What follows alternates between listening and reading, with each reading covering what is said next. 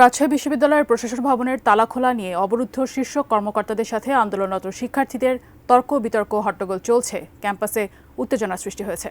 এ বিষয়ে আরও জানাতে প্রশাসন ভবনের সামনে থেকে আমাদের সাথে এখন যুক্ত হচ্ছেন সহকর্মী বুলবুল হাবিব।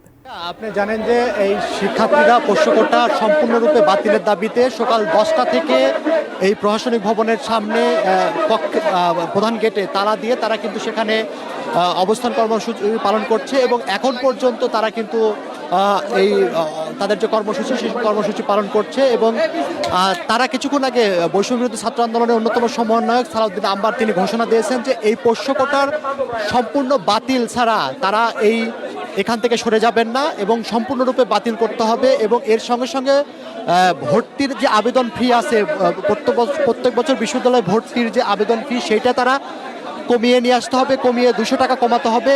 এই দাবিতে তারা অনড় আছে এবং এই দাবি পূরণ না হওয়া পর্যন্ত তারা এখান থেকে সরবেন না এবং তারা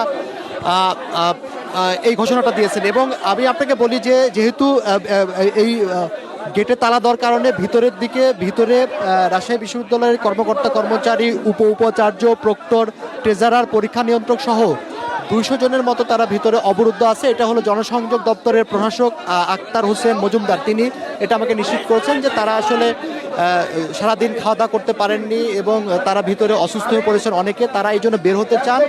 এই জন্য কিন্তু আসলে সন্ধ্যা 7টার দিকে আমরা দেখেছি যে যারা ভেতরের কিছু কর্মকর্তা কর্মচারী তারা তালা ভেঙে বাহিরে বের হওয়ার চেষ্টা করছিলেন, তখন কিন্তু একটা দুই পক্ষের মধ্যে হট্টগোল উত্তেজনা এবং তর্ক বিতর্ক শুরু হয় এবং ক্যাম্পাসে একটা যে উত্তেজনা সেই উত্তেজনা ছড়িয়ে পড়ে। সেই উত্তেজনার পরিস্থিতিতে কিন্তু এখন পর্যন্ত আছে এবং তারা এখান থেকে কিন্তু সেই ঘোষণা দিচ্ছে যে পোষ্যকোটা বাতিল না করার পর্যন্ত তারা যাবেন না। কিছুক্ষণ আগে কিন্তু পুলিশের গাড়ি আসার খবরে সব শিক্ষার্থী কিন্তু সেদিকে ধাওয়া দিয়েছিলেন, বলছে বিশ্ববিদ্যালয়ে কেন আপনার পুলিশ থাকবে সে বিষয়ে সেটা নিয়ে করেছিলেন। তা আসলে এখন তাদের কর্মসূচি তারা সম্পূর্ণভাবে জানিয়েছেন যে পোষ্যকোটার সম্পূর্ণ বিলুপ্তি চাই। তারা 4% থেকে 1% না, সম্পূর্ণ পোষ্যকোটার বিলুপ্তি চাই এবং এই বিলুপ্তি না করা হলে তারা এখান থেকে সরবে না এবং রোববার থেকে কমপ্লিটলি শাটডাউনের ঘোষণা করেছে বিশ্ববিদ্যালয়ের।